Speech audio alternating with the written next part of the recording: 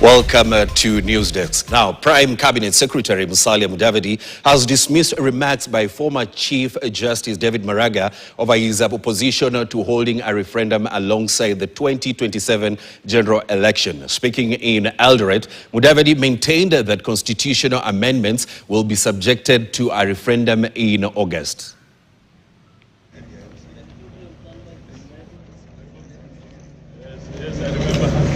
Chairman of the committee that has been organizing the that mainly amends our bishop. We know very well that the government of Kenya, Parliament ilipitisha the Data Protection Act 2017.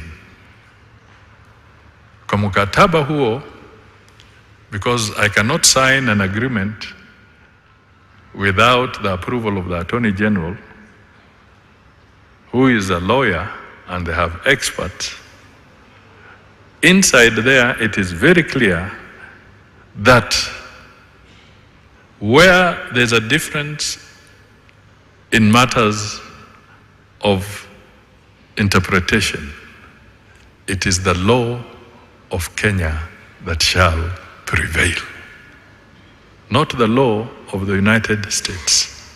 The law of Kenya is the one that shall prevail, because the data we are talking about is data in Kenya.